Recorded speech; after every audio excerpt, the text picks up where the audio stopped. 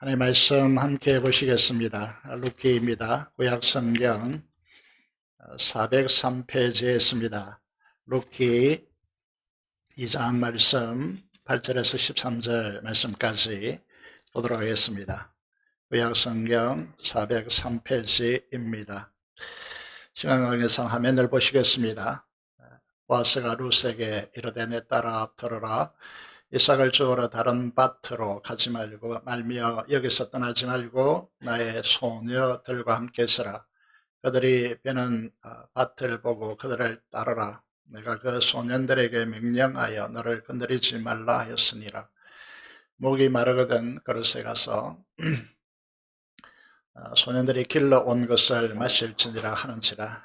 롯이 엎드려 얼굴을 땅에 대고 절하며 그에게 이르되 나는 이방 여인이거늘 당신이 어찌하여 내게 은혜를 베푸시며 나를 돌보시나이까니. 보아스가 그에게 대답하여 이르되 네 남편이 죽은 후로 네가 시어머니에게 행한 모든 것과 네 부모와 고국을 떠나 전에 알지 못하던 백성에게로 온 일이 내게 분명히 알려졌느니라. 여호와께서 네가 행한 일에 보답하시기를 원하며 이스라엘의 하나님 여호와께서 그의 날개 아래에 보를 받으며 또 네게 온전한 상 주시기를 원하노라 하는지라. 롯이 이르되 내 주여 내가 당신께 은혜 있기를 원하나이다. 나는 당신의 하녀 중에 하나와도 같이 못하오나 당신이 이 하녀를 위로하시고 마음을 기쁘게 하는 말씀을 하셨나이다 하니라.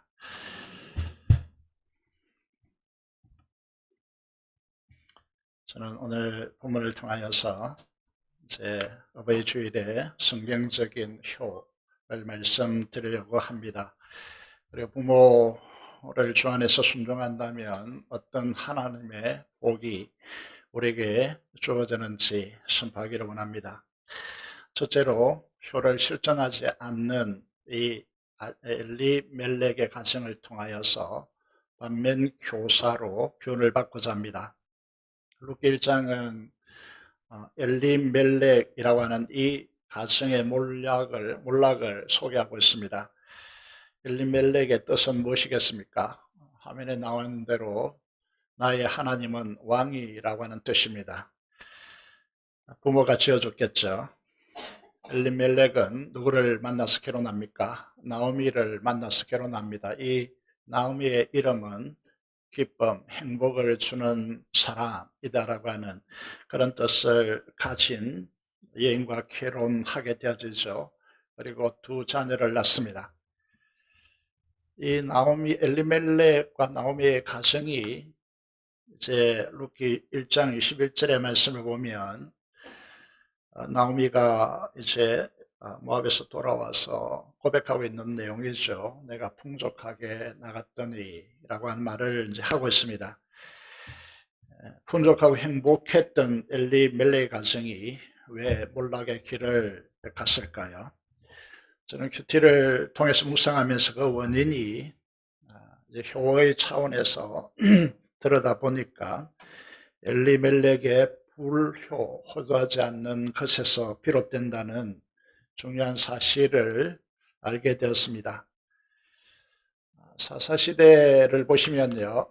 루키 1장 1절의 말씀을 보면 이 루키의 시대는 사사들이 치리하던 시대라고 그렇게 나와 있죠.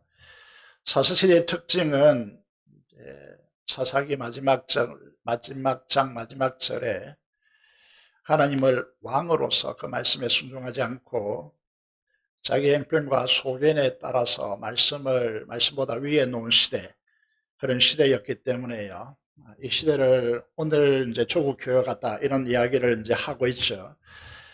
엘리멜렉의 부모는 이 사사 시대에서 아들의 이름을 하나님은 나의 왕, 나의 왕은 하나님이시다 라고 하는 이 이름을 아들에게 짓습니다. 무슨 의미죠?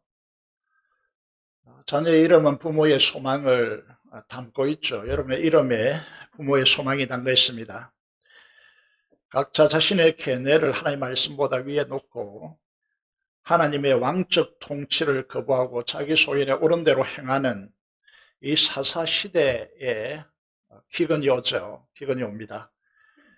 그래서 엘리멜렉의 부모는 하나님은 나의 왕이라고 하는 이 아들을 통해서 각자 형편에 따라 자기 소견을 따라 행하는 이 삶을 내려놓고 왕적 통치, 다시 말해서 하나님의 말씀으로 돌아오기를 간절히 소망하여 아들의 이름에 엘리멜렉을 이름으로 짓는 것이죠. 그래서 그 아들이 이 시대를 돌려놓는데 주도적인 역할을 하기를 원했던 것입니다. 그런데 엘리멜렉은 어떻게 합니까? 이 아버지의 기대를 소중히 여겼을까요? 아버지의 신앙을 존중하며 그 아버지의 뜻을 헤아려 따르고자 하는 효도를 했을까요? 아닙니다. 그렇게 말하는 근거는 어디 있습니까? 말씀드린 대로 이스라엘에게서 가장 풍요의 땅이라고 하면 베들레헴입니다. 베들레헴의 뜻은 떡집이라는 뜻이죠. 그래서 이곳이 얼마나 풍요로운 땅이었으면 고대에 이 이름의 이 도시의 이름을 떡집이라고 지었겠습니까? 이게 유명하죠. 베들레헴이라는 곳이. 떡집, 우리 한국에도 이제 기독교를 믿는 떡집 경리하는 분을 보면 베들레헴 이렇게 짓는 떡집도 있습니다. 이곳이 예수님께서 태어나신 곳이죠. 이곳에 베들레헴 지역에 풍족한 베들레헴 지역의 부유한 가정으로 엘리멜렉 가정이 소개되고 있는 것입니다. 그런데 이 베들레헴의 기근으로 흉년이 찾아옵니다. 그 땅에 기근으로 흉년이 들자 풍족한 집안 엘리멜렉은 어떻게 합니까? 우리가 창세기를 보면요, 김서택이라고 하는 목사님 계신데 이분이 지은 책, 이분의 책도 목회자들에게 많이 읽혀지는 책인데요, 제목을 창세기 해석집 강해설 그 제목을 세 번째, 그 제목을 약속의 땅에도 기근이 오는가 제목을 붙였습니다. 무슨 말이죠?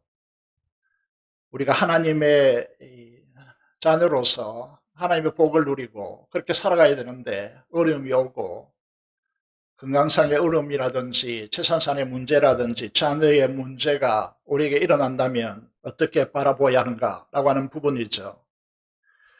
하나님께서 살던 본토 친척 아버지 집을 떠나라고 약속의 땅 가나안 땅으로 오게 하셔서 너희와 너희 후손에게 복을 주겠다 이렇게 말씀하셨는데 이 약속의 땅에 기근이 찾아왔습니다. 기근이 웬 말입니까? 라고 하는 질문을 던지겠죠. 그 이유에 대해서 이렇게 답변을 내놓고 있습니다. 테스트 때문이다.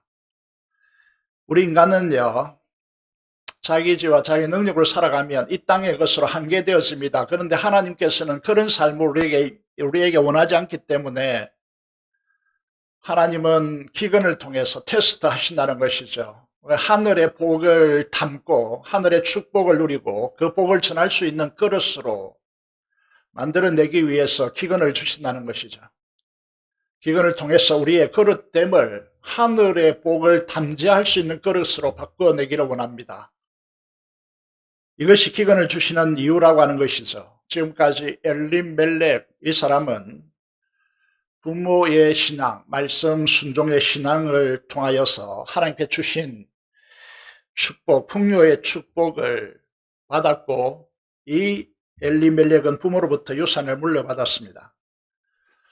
어제 사업하시는 분을 만나서 잠깐 대화를 했는데 이렇게 말했습니다. 자기 손으로 온갖 고생을 하여서 돈을 모으지 않고 부모로부터 부를 물려받은 친구들은 대체로 그만하고 싸가지가 없고 인사를 잘 하지 않는다는 것이죠. 그래서 부모의 부를 물려받은 이 엘리멜렉은요, 기근이 오자 어떻게 하죠? 그 풍족함을 가지고 흉년으로 굶주린 형제와 이웃들을 돌아보지 않습니다. 양식을 베풀어야 함에도 불구하고 어떻게 합니까? 함께 이 고난의 때를 버티고 하나님의 은혜의 때를 기다리자고 격려하고 인내해야 합니다. 형제나 친족이 버티지 못해 도산하면 하나님께서 명령한 대로 그 토지를 대신하여 사주고 그 토지가 다른 이제 그 집안 내 이 이제 기업이 다른 쪽으로 넘어가지 않도록 보호해 줘야 됩니다. 그런데 그 재산을 지키기 위해서 구약 교회 언약 백성으로서 절대로 해서는 안 되는 하나님께서 분배하신 이 기업의 땅을 팔고 모압으로 간 것입니다. 가난한 자들, 이게 보시면요, 레위기 25장 23절 25절 28절의 말씀을 보면 요시아 시대 때 이렇게 토지가 분배되었죠. 이거는 팔지 못합니다. 만약에 가난해서 살기 위해서 팔았다면 그 가까운 형제나 친족이 반드시 그 토지를 사가지고 그 형제에게 주어져야 됩니다. 이걸 기업 무력이라고 합니다. 그래서 하나님께서 말씀하시죠. 토지 공개념, 토지를 영구히 팔지 말 것은 토지는 다 하나님 내 것임이라 말씀하시고, 만일 내 형제가 가난함이 얼마에 팔았으면 그에게 가장 가까운 기업 물을자가 와서 그 형제가 판 것을 물을 지며 내가 돈을 지불하여서 사서 그 형제에게 주라는 말입니다. 그리고 흰일이 되면요, 본래 이 토지 분배했던 그 본래의 것으로 다 돌아가 버립니다. 이것이 이스라엘이 가지고 있는 원칙이라고 하는 것이죠. 그런데 이 엘리멜렉은 이 하나님의 말씀에 의무를 저버리고 자기의 풍족한 재산을 지키기 위해서 그 재산을 팔아서 우리나라로 말하면 북한 땅에 들어가 버리는 것이죠. 적국입니다. 모압과 적대적 위치에 있었기 때문에 그 모압으로 도망친 것이죠. 하나님이 나의 왕이심을 인생을 걸고 사사시대에 천명하여서 부흥의 시대를 돌리라고 그 이름까지 엘리멜렉이라고 이름을 주었는데, 하나님의 언약을 저버리고 불순종하는, 아버지의 유지를 받들지 않고 불순종하여서 효도하지 않고 자기의 개인적인 풍요 때문에 언약적 사실을 저버리는 이 엘리멜렉은 모압 땅으로 들어가서 자신도 죽고 두 아들도 죽고 후손도 없이 몰락의 가정을 걸어가게 된 것이죠. 이런 가정에서 일어나는 또 하나의 현상을 우리가 함께 짚어보고자 합니다. 이 현상이 무엇일까요? 엘리멜렉의 두 아들의 이름을 우리가 주목할 필요가 있습니다. 이 이름의 뜻은, 이름은 말론과 기럝인데 이 뜻이 무엇입니까? 말론은 백약하다, 약골이다, 인생의 무효, 그러니까 이게 의미가 없는 인생이다, 이렇게 이름의 뜻을 가지고 있습니다. 기론이라는 것은 쇠약하고 황폐하다, 낭비이다, 이렇게 이제 말하는 것이죠. 이해할 수 없는 것이 부모라면 자녀의 이름을 이렇게 지을 부모가 있겠습니까? 아무리 양보해도요, 자녀의 이름을 이렇게 지을 수가 있습니까? 그래서 이제 묵상에 거듭하니까 이건 이름이 아닐 것 같다, 별칭일 것 같다. 집에서 그냥 굉장히 부정적으로 부르는 이름일 것 같다는 생각이 들었습니다. 어린 시절 동네 친구들을 생각해 봅니다. 친구 집에 놀러 갔습니다. 술 취한 아버지가 집으로 돌아옵니다. 그 아버지는 자식들에게 욕을 하는 것이죠. 어떻게 욕을 합니까? 왜 개새끼라고 욕을 하는지 모르겠습니다. 그러면 자기는 뭐라는 거죠? 여러분, 문디 자식, 연병할 놈, 우리 젊은 세대 잘 모르시죠? 이 썩어 문드러질 놈, 나가서 뒤질 놈, 미친놈. 여러분, 이 교회도 욕설 다 기억하지 못하겠습니다. 제가 저주설은 이런 부정적인 말을 자녀들에게 쏟아냈는데, 이 부정적인 말을 듣고 자라난 저희 친구들을 지금 이제 돌아보면요, 좋지 않습니다. 자식을 너무 함부로 말하는 것이죠. 그래서 이 민족에게 복음이 들어오지 않았다면 이 민족은 어떻게 됐을까?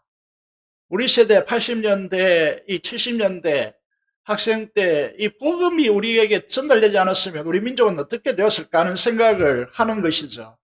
하나님께서 우리 민족을 얼마나 사랑하셨는가? 복음을 어떻게 우리에게 그 시대 때에 부흥의 시대를 만들어서 그렇게 하나님께서 이 민족을 축복하셨는가? 마론과 기론을 어떻게 불러준 이름들일까? 신앙은 하나님의 이제 신앙력, 가정에 형식적으로 가지고 있는 이 가정의 문제점요, 율법주의적이고 이기적인 신앙요, 그 언어가 상당히 부정적이고 비판적입니다. 비난적인 그 언어로 얼룩진 가정이 아닐까. 이 엘리멜렉의 가정이요, 언약을 놓치고 하나님의 이 부모의 기대를 저버리고 하나님의 말씀을 어긋난 이 길을 걸어가는 그 가정의 문제가, 그 가정이 어떤 문제를 일으키는가 우리에게 보여주는 것이죠. 소위 우리 중에 믿음이 좋다고 하는 사람들요, 그 가정들에서 이런 행태의 신앙을 보게 되는 거죠.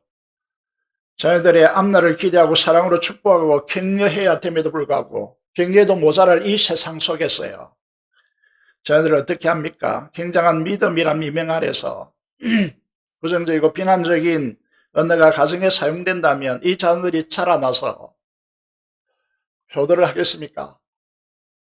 하나님 나라를 위해서 살아가겠습니까?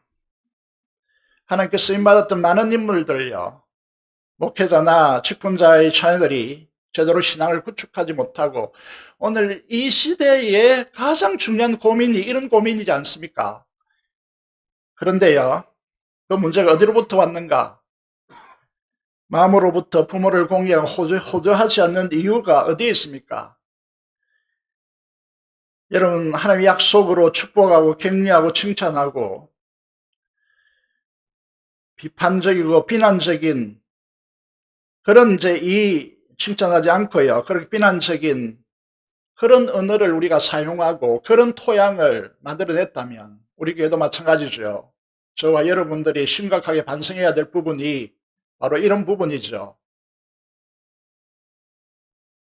그래서 부모 어버이 주일이지만 부모로서의 우리는요, 또 우리의 부모를 이제 올려보고 있고 자식을 내려다보고 있습니다. 그런 상황 속에서 우리의 토양은 엘리멜렉 가정의 반면교사를 삼으면서요, 우리에게 들려진 수많은 부정적인 말들요, 걷어내야 됩니다. 이게 상처는요, 관계없는 사람들이 아무리 말해봤자 상처 주지 않습니다.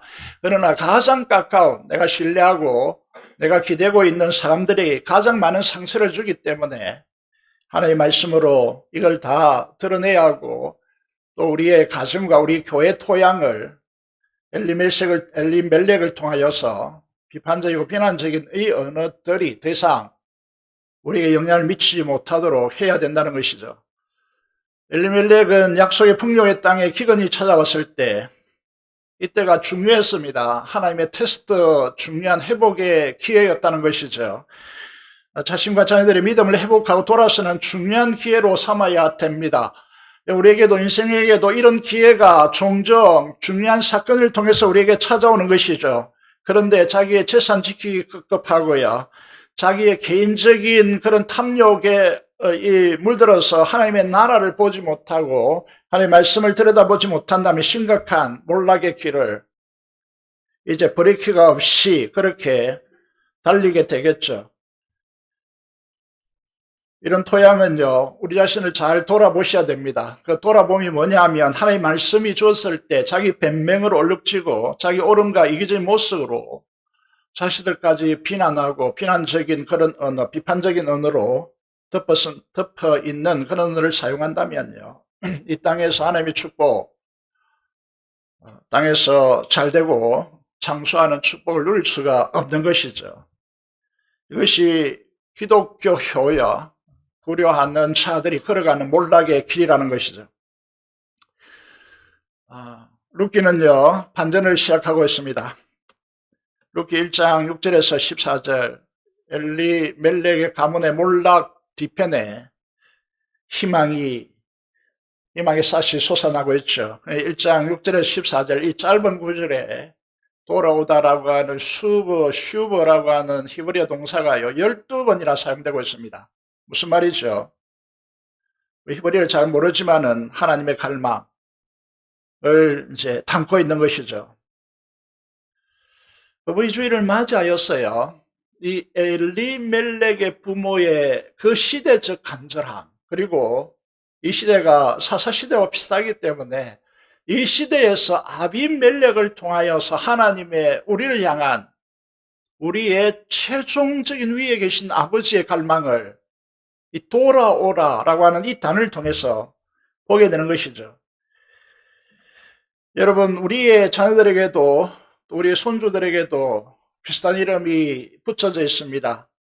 은혜라든지 강령이라든지 성민이라든지 성은이라든지 수아라든지 에셀이라든지 영광이라든지 이런 기독교적 이름들이 붙여져 있습니다. 엘리멜렉과 같은 소망이 자녀들에게 붙어져 있는 것이죠. 이 말은 무슨 말이죠? 엘리멜렉의 부모의 기대뿐만 아니라 하나님의 기대, 주님의 음성에 우리가 이 시대에 돌아오라라고 하는, 그리고 하나님은 나의 왕은 하나님이라고 하는 이 시대적 함성이요, 우리 가슴 속에 울려야 한다는 것이죠. 돌아오는 이 시대적 요청에 응답한 사람 누구입니까? 이스라엘 사람이 아닙니다. 아이러니하게도 몰락한 이 가정의 이방인 며느리로 들어온 룻입니다. 적대국가였죠. 나오미는 두 아들을 잃고 두 아들과 결혼한 두 자부를 그들의 집과 그들의 아버지 집과 그들이 섬기는 신으로 돌아가라고 요청했습니다. 그런데 룻은 시어머니의 백성인 이스라엘과 그들이 믿고 있는 신 누구죠? 여호와 하나님을 자신의 하나님으로 삼고 그들의 기업의 땅 베들레헴으로 돌아오기로 결단합니다. 14절에 보면 1장 14절이죠. 룻은 시어머니 나오미를 붙쫓았더라 이렇게 되어 있고, 1장 16절 17절은 워낙 유명한 구절이라서 어머니께서 가시는 곳에 내가 가고 어머니께서 머무시는 곳에 나도 머물고 어머니의 백성이 나의 백성이 되고 어머니의 하나님이 나의 하나님이 되시리니 어머니가 죽는 것 외에 내가 어머니를 떠나면 하늘에 하나님의 저주를 받을지어다 선포합니다. 이 말이 무슨 말이죠? 여러분, 이 말은 핵심적인 것이 뭐냐면 이 몰락하는 가정 속에서요, 이게 반전이 일어나는 것은 헤세드, 하나님의 약속, 언약의 약속을 붙드는 것입니다. 여러분, 여기 보시면요, 룻은 시어머니에게 어떻게 합니까? 우리의 딸도, 여러분의 딸도 할 수 없는 그런 선대를 합니다. 그것도 남편이 죽고 없는데 선대하는 이유가 무엇입니까? 그래서 우리는 도대체 제정신인가 할 정도로 인간적 차원에서는 도무지 흉내낼 수 없는 그런 인애를, 언약적 사랑의 근간, 하나님의 언약적 사랑의 근간 친절을 시어머니에게 베풉니다. 한순간이 아니라 이렇게 말하죠. 보아스가 룻을 향해서 사람들의 소문을 듣고 이렇게 말합니다. 네가 베푼 인애가 처음보다 나중이 더하도다. 그리고 너는 정결함을 지킨 정숙한 현숙한 여인인 줄 이 백성이 다 안다. 이렇게 말하고 있습니다. 여러분, 룻은 기론과 결혼했습니다. 기론이 장자임을 나중에 사장에서 밝히죠. 이 가정에 들어와서 이 가정을 통하여 몰락하에 가는 이 가정 속에서요, 후손이 이제 없는 이 가정 속에서 이 놀랍게도 이 룻은요, 하나님의 언약을 봅니다. 이걸 이제 히브리어로 헤세드, 우리에게 구약 성경 전체를 이끌어가는 중심된 단어가 헤세드인데, 이건 이제 언약적 사랑이라고 이렇게 표현합니다. 하나님의 언약이라고 표현하는데, 여기에 헌신에 들어오는 것입니다. 사사시대에 자기 소개로 오는 대로, 다시 말해서 자기의 이익을 따라서 움직이는 그런 조건적 사랑이 아닙니다. 하나님의 언약에 자기 인생을 건 것입니다.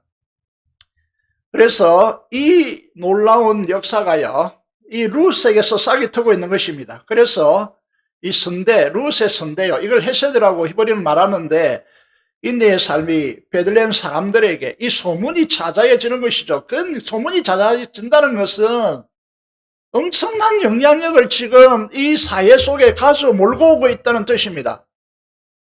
이것이 우리가 형편에 따라서, 관계에 따라서 이런 단어가 아니고 말씀을 쫓아서 효도를 하는 성경적인 기호의 표본을 우리에게 보여주는 것이죠. 이 허를 다한 룻에게 하나님은 어떤 축복을 주십니까? 우리가 가히 상상할 수 없는 축복을 내립니다. 그게 뭐냐면 룻기 4장에 보시면요, 17절을 가기 위해서 14절부터 언급해 놓았습니다. 사람들이 이렇게 말합니다. 기름 물을 자로 룻에게서 태어난 이 아이의 이름 이스라엘 중에 유명하게 되기를 원합니다 라고 하는 축복을 이 베들레헴 사람들이, 기근 속에서 어려움을 당했던 사람들이요, 보아스를 통해서 이제 보호를 받고 이 선포가 일어납니다. 그리고 15절에 보면 사람들이 나오미에게 뭐라고 말하냐면, 내 생명의 회복자이고 내 노년의 봉사자이고 7 아들보다 귀한 네 며느리가 낳은 자라고 이 아들을 그렇게 지칭하고 있습니다. 무슨 말이죠? 룻은 아무런 소망이 없던 나오미, 기쁨이 아니라 마라라고 하는 이름을 붙여야 하는 이 나무의 인생 속에 죽은 자와 같이 아무 소망이 없는 이 나오미에게 아들을 낳아 안겨줌으로써 기쁨의, 나오미가 기쁨이란 뜻이라고 했죠, 행복을 주는 사람이 된 것입니다. 우리 인생을 살아가면서요, 우리는 우리의 부모와 우리의 주변에 행복을 주는 사람이 되어야 합니다. 그 행복을 주는 사람이 되기 위해서는요, 기독교인으로서 말씀을 붙들고 그에 신실해져야 진정한 기쁨을 주는 놀라운 역사가 일어나는 것이죠. 이 의미를 보시면요, 여러분, 여기에 우리가 이제 이상한 부분이 나옵니다. 그게 뭐냐면 사사기 4장 17절인데, 그 이웃의 여인들이 그에게 이 룻이 이제 아이를 배워서 태어난 아이의 이름을 아버지가 짓는 것도 아니고 이웃 여인들이 그에게 이름을 지어줍니다. 비상한 관심을 지금 가졌다는 의미를 가지고 있는데요, 그 이름이 뭐죠? 오벳입니다. 이 오벳은요, 다윗의 아버지인 이새의 아버지였다. 무슨 말이죠? 다윗에게는 할아버지가 되죠. 그죠? 근데 이거를 좀 더 열어보면 룻기의 이 결론은요, 다른 성경과 달리 족보로 끝납니다. 족보로. 무슨 말일까요? 이게 그대로 복사되어서 마태복음 1장에 그대로 복사되어 있죠. 여기 보시면요, 이상한 족보가 형성되어집니다. 오벳은요, 누구의 아들이라고 이름 지어졌다고요? 누구의 아들입니까? 누구의 아들이라는 의미로 이 아들의 이름이 지어졌다고 17절에 말했습니까? 나오미의 아들이라는 뜻입니다. 오벳이. 그래서 이 룻의 언약에 헌신한 이 효도를 통하여서 나오미를 행복의 사람으로 바꾸어냅니다.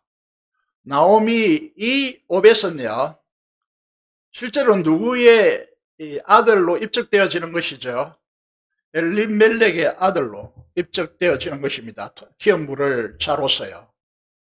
그런데 이 족보를 보시면 이상한 족보가 되어지죠. 다윗의 아들, 다윗의 계통, 다윗의 조상으로 들어옵니다. 다시 말해서 보아스의 아들로 족보가 형성되어지고, 그리고 이새를 낳고, 이새는 누구라고요? 다윗의 아버지입니다. 이해되세요? 이해가 안 됩니다. 그러니까 무슨 말을 이제 말씀드리면 수많은 시간을 말씀드려야 될 것 같고, 이제 결론으로 말씀드리면요, 굉장히 이상한 족보를 형성하는 이유가 누구 때문에, 누구를 위해서입니까? 룻을 위해서입니다. 룻이요, 이방 여인, 모함 여인이었는데 이 헤세드, 언약을 붙들니까 예수님의 족보 안에 들어오게 되어지고요, 예수님의 족보 안에 소개되어지는 여인 중에서 마리아를 빼고 가장 찬란한 이름으로 등극한다는 것이죠. 여러분, 이 일은 복음의 핵심을 우리에게 전수해주고 있는 것인데, 룻을 통해서 누구를 보라는 것입니까? 이름 없이 이 땅에 살다가 허무하게 죽어서 지옥불에 던져지는 그런 인생이 룻인데, 이 하나님의 말씀, 언약을 붙드니까 예수님의 계보에 오르고 오고 오는 모든 세대에서 결코 지어질 수 없는 찬란한 이름으로 성경에 등극되어 있다는 것입니다. 이게 누굽니까? 바로 저와 여러분입니다. 그래서 왜 룻기가 복음서인가? 라고 하는 것이죠. 이보다 더 엄청난 반전이 우리의 인생 속에 펼쳐져 있다는 거죠. 여러분 누구죠? 계속 말씀드린 대로 예수님의 신부이죠. 예수님과 연합되어서 하나님의 영광의 자녀가 되었습니다. 룻보다 훨씬 더 큰 반전이 우리 인생 속에 일어나 있는 것입니다. 이 간격을 보라는 거예요. 이 간격을.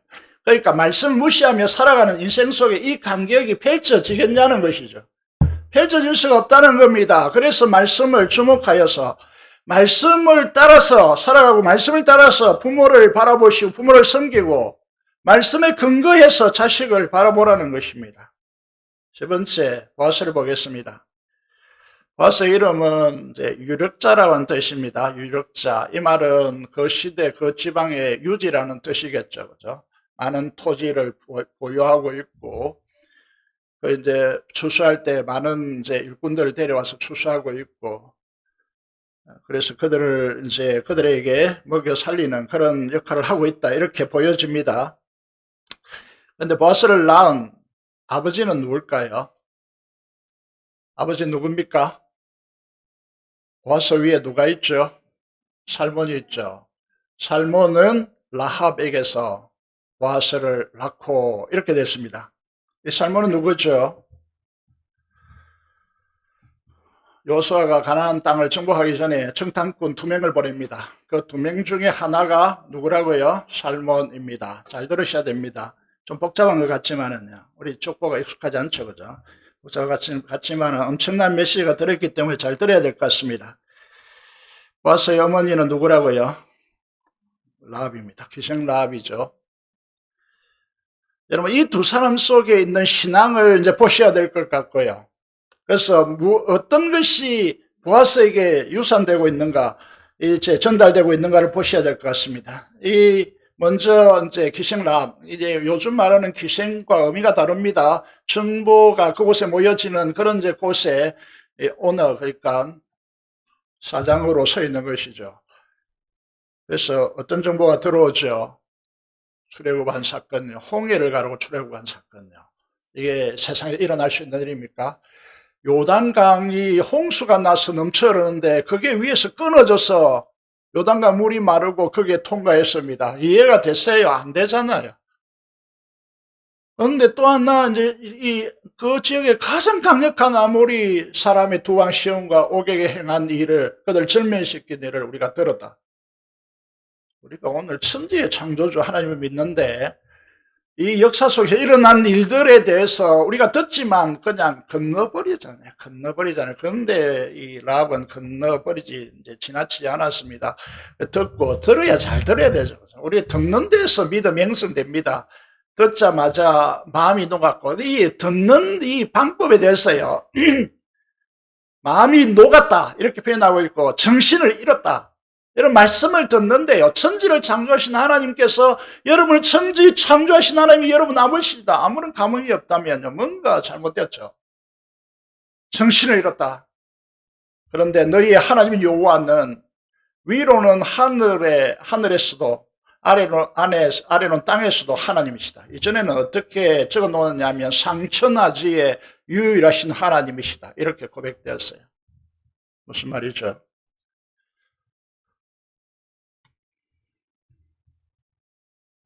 어느 민족과 가문과 이런 걸 초월해 있다는, 하나님이 어떤 분이신지 제대로 보았다는 의미입니다.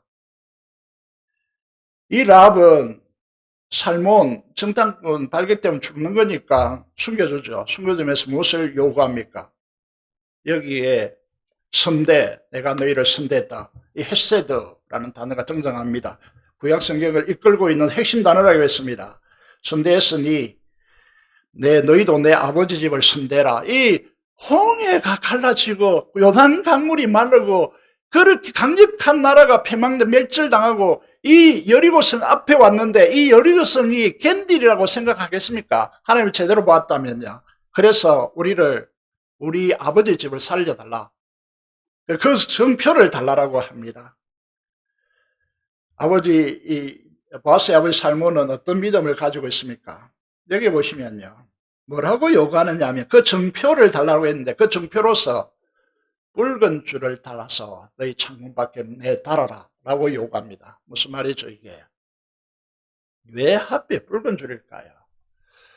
그럼 이거는 이제 살몬이요 언약에 자신의 인생을 걸고 있다는 것을 의미합니다. 무슨 말인가 하면 우리가 언약에 대해서 출발점이 되는 창세기 15장이 있습니다. 이걸 햇불 언약이라고 그러죠. 왜 햇불 언약이라고 그럽니까? 하나님께서 아브라함에게 짐승을 잡으라고 했습니다. 짐승을 잡으라고 하니까 아브라함이 어떻게 합니까? 짐승을 둘로 딱 쪼개가지고 쭉 귀를 만듭니다. 이렇게 통로를 만들고 그 안에 피가 자욱하겠죠. 그러면 그 사이에 이 언약이 형성되기 히타이트 언약이라고 그러는데 누가 통과해야 됩니까? 아브라함이 하나님 앞에 통과해야 됩니다. 네가 언약을 지키지 않으면 죽는다 이와 같이. 그런데 누가 통과합니까? 햇불로 임재하셔서 하나님이 통과합니다. 이 말은 하나님이 살아있는 한 이 언약은 반드시 성취된다. 이게 뭡니까? 예수 그리스도로 인하여서 우리 구원받는다 이런 뜻이죠. 그게 어디에 투영되어서 나타납니까? 또 6월절 출애굽 때 뭘 요구하십니까? 어린 양을 잡아서 그 피를 우슬조에 이렇게 당겨서 문설주와 임방에 발라라. 그리고 너희 가족은 이 유대인들은 그 밤에 아무도 이 집 밖으로 나오지 말라. 하나님의 진노가 패스오버 6월 할 것이다. 이게 6월절이지 않습니까? 보아스는 이 부모의 신앙, 살몬과 라합의 신앙이 그의 인생에 중요한 영향을 주고 있고 그 유지를 받들어서 그 신앙 안에 머물고 있는 것이죠.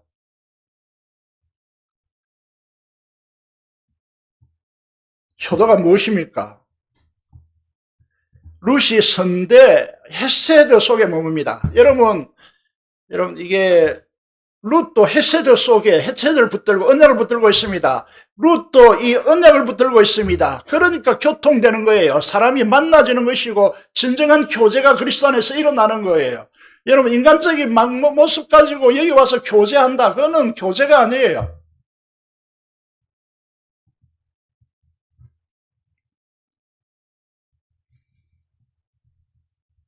그래서 부모의 이 신앙이 자녀에게 고스란히 가장 중요한 인생의 소중한 것으로 존중하고요. 그래서 부모에게 효를 다하는 인생이 보아스의 인생이라는 것이죠. 그래서 신앙이 제대로 되어 있다면 우리의 부모들은 그 자녀들에게 무엇을 기대해야 됩니까? 야, 너 아들들이 신앙이 대단하더라. 감접적으로 들어와야 됩니다, 우리에게. 이 말씀을 하고 있는 것이 요한 3서 1장 4절에 내가 내 자녀들이 진리 안에 생한다 하는 함을 듣는 것보다 더 기쁜 일이 없도다. 야, 성공했더라. 무슨 박사학위를 가졌더라.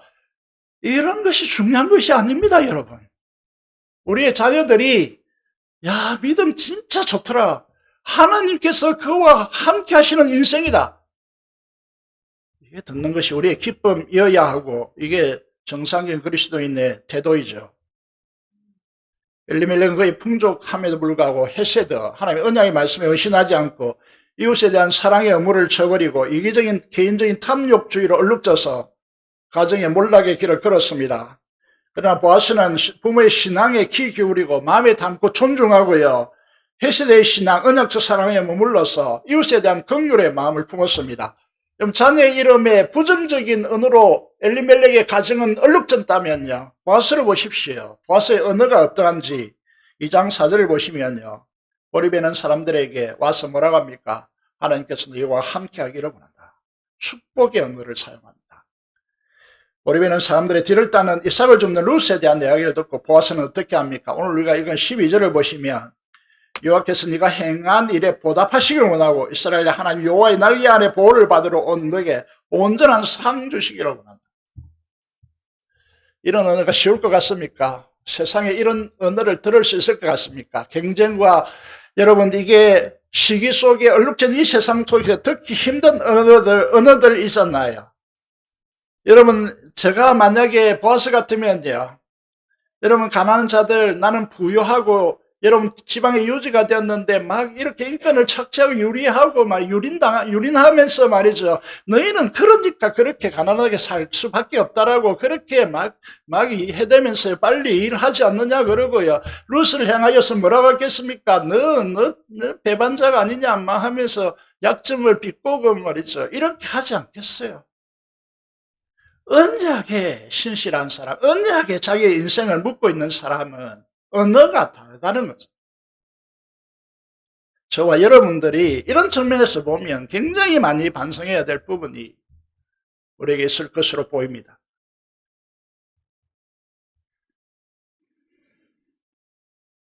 시간이 좀 지나갔어요.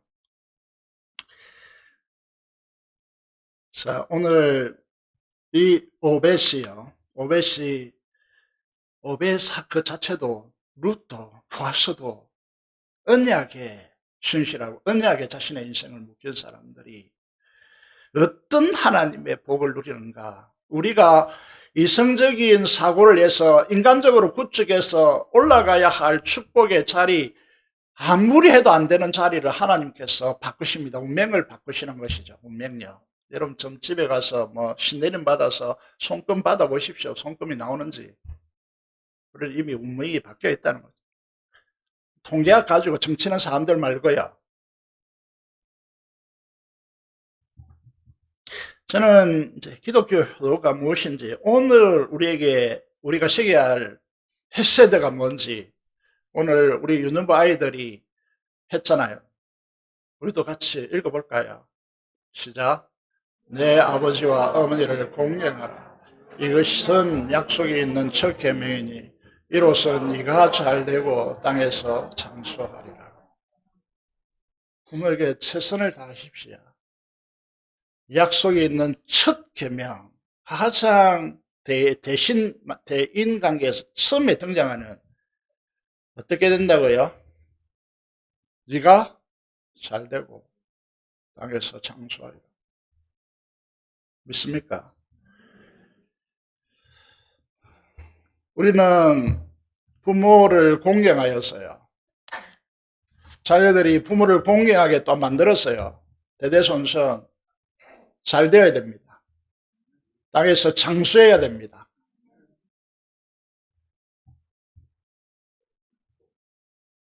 마지막으로 이 실제를 여러분이 보여드리고 마무리하겠습니다. 미국의 제2차 부흥운동,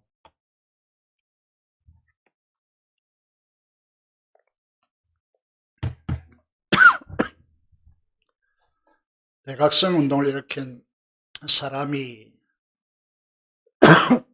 화면에 떠 있는 대로 조나단 워저입니다. 죄송합니다. 그 아내의 이름은 사라 피에로 폰트라고 하는 분입니다. 요나단과 사라는 자녀들을 몇 명이나 낳았을까요? 어떻게 그렇게 잘합니까? 적혀 있습니까? 네, 12명. 밥만 먹으면 자녀를 낳았다. 뭐 이렇게 하시는 분도 있더라고요. 저는 우리 교회 성도들이 자녀를 많이 낳기를 원합니다. 2명 낳으면 쌤쌤 되는 거고 3명 낳아야 이게. 자, 이제 미국 동부 아이비 리그라고 그러죠. 프린스턴이라든지 뉴욕이라든지 뉴욕 대학이라든지 예일 대학이라든지 이게 동부 아이비 리그 지역에 있기 때문에 이곳에 조나단 에드워즈의 기념관이 있습니다. 왜 있겠습니까? 이 조나단 조나단 에드워즈라고 하면요, 부흥운동, 부흥사뿐만 아니라요, 아주 지성이 뛰어났기 때문에 신앙생들은 이분의 책을 읽지 않으면 안 되는 그런 책을 집필했습니다. 그 말은 무슨 말이죠? 굉장히 풍조했다는 뜻입니다. 그래서 이 예일 대학교 안에 기념관이 있습니다. 이건 굉장히 명예스러운 것이죠. 왜 그렇겠습니까? 다음 화면을 보시면 조나단 에드워즈와 사라 피에르폰트 이 후손 5, 6대, 다시 말해서 100년이 지난 후에 이 가문을 조사했습니다. 가문을 조사하니까 어떤 것이 드러나죠? 대학 총장, 종합대학 총장을 지낸 분이 12명, 교수가 75명, 의사가 60명, 목사와 선교사가 100명, 군인 장교, 장성이 75명, 유명한 주술가 80명, 변호사가 100명, 판사가 80명, 30명, 고위 공무원이 80명, 연방 하원 의원이 3명, 연방 상원 의원이 1명, 미국 부통령을 지낸 분이 1분. 무엇을 증명하고 있습니까? 효도하면 잘되고 장수한다는 증거를 이 가문이 드러내고 있습니다. 무엇이 이것을 가능하게 했을까요? 조나단 에드워드의 12자녀들은 한결같이 이렇게 말합니다. 어떻게 많은 자녀들이, 그 후손들이 이렇게 잘 될 수 있는가? 효자는 부모가 만든다는 말이 있죠. 무조건 잘해준다고 효자가 되는 것이 아닙니다. 그 말에 은혜에 있다는 거죠. 조나단 에드워즈와 사라의 그 많은 자녀들이 뭐라고 하느냐 하면, 우리 아버지는요, 우리 어머니는요, 언제나 우리 마음을 사로잡는 이야기만 했습니다. 그 말씀을 듣고 우리 형제들 모두는 하나님의 사람으로 자라날 수 있었습니다. 조나단 에드워즈와 사라는 어떤 이야기를 했을까요? 어떤 말을 했을까요? 입만 열면 헤세드, 약속의 말씀으로 자녀들을 축복했다는 것이죠. 예배 드릴 때마다 그 자녀들의 머리에 손을 일일이 얹고요. 민수기 6장 24절에서 27절, 고린도후서 13장 13절 이런 등으로 가정의 제사장으로서 자녀들을 축복했다는 것입니다. 다시 말해서 말씀의 축복의 언어를 사용하고요, 칭찬하고 격려하면서 사랑했다는 것이죠. 우리 시대의 고민이 무엇입니까? 목회자의 자녀들, 직분자의 자녀들이 신앙생활을 말씀에 기반하여 잘 살고 있지 않죠. 자기 행편을 따라 움직이고 그렇게 살아가고 있는 자녀들, 왜 그렇다고 생각하십니까? 제가 이게 여기에서는 이게 이런 말씀을 잘 드리지 않지만은 오늘 어버이 주일이기 때문에 이 말씀을 드리겠습니다. 여러분 가정에서 교회에 대한 비판과 목회자, 직분자들에 대한 비판을 자녀들에게 앞에서 한다면 어떤 결과를 만들어내겠습니까? 굉장히 위험한 가정이 됩니다. 자녀들에게 독을 쏘는 것과 마찬가지입니다. 하지 말아야 합니다. 하지 마십시오. 하나님의 약속의 말씀을 통하여 축복하십시오. 칭찬하십시오. 격려하십시오. 우리 토양도 마찬가지입니다. 보아스를 보세요. 부정적으로 비판합니까? 아우르잖아요. 긍휼을 베풀잖아요.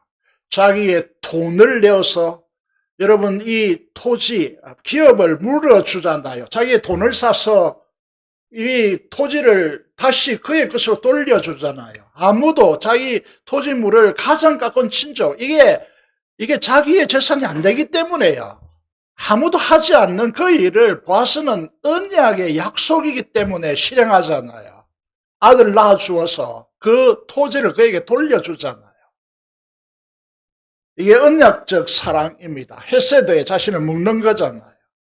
여기에 찬란하게 그 가문이 복의 가정으로 바뀌는 것이죠. 제가 고민하다가 이 화면을, 이 사진을 싣고 잠언 4장 18절 19절을 마지막으로 읽어드리겠습니다. 의인의 길은 돋는 햇살 같아서 크게 빛나 한낮에 강명에 이르거니와 악인의 길은 어둠 같아서 그가 걸려 넘어져도 그것이 무엇인지 깨닫지 못하느니라. 저와 여러분의 가정이, 그 자녀들이 우리가 바라는 대로 하나님의 말씀, 언약 안에 자신의 인생을 걸어서 떠오른 태양같이 점점 더 강명한 대로 번성하고 행통하고 앞길이 평탄하여서 에드워즈와 사라의 자녀들처럼, 그 가문처럼 이 땅에서 하나님의 나라를 크게 흥왕케 하고 부흥하게 하는 데 쓰임받는 믿음의 가정들이 되시기를 주님의 이름으로 축복드립니다. 여러분, 기도하겠습니다. 부모를 위해서 기도하시고 자녀 세대를 위해서 기도하겠습니다. 성경적 효의 가정이 되게 해달라고 간절히 한음성으로 기도하고 이 민족의 복무와 통일과 비슷한 선교사를 위해서 한음성으로 기도하겠습니다. 살아계신 아버지 하나님, 은혜를 감사합니다. 오늘도 저희들을 불러주신 하나님의 은혜에 감사를 드립니다. 부모가 공경받고 존중받으며 그가 살아있고 하나님의 언약의 말씀을 통하여 효를 다하는 우리 가정들 되어질 수 있도록, 우리 성도들 되어질 수 있도록 하나님께서 축복하여 주시고, 오고 오는 세대에서 가정 명문 가정이 되어지고 하나님의 나라를 흥왕케 하는 중요한 사람들 되어질 수 있도록 두 손 들어 축복하여 주시옵소서. 아버지 하나님, 민족의 복음을 통하여서 이런 복된 가정들로 아버지 계속 채워져 나가며 우리 민족이 속 깊이 오는 통일이 이루어지고 파수꾼의 선교사를 통하여 하나님께서 일하여 주시옵소서. 감사를 드리며 우리 주 예수 그리스도의 이름으로 기도드리옵나이다. 아멘.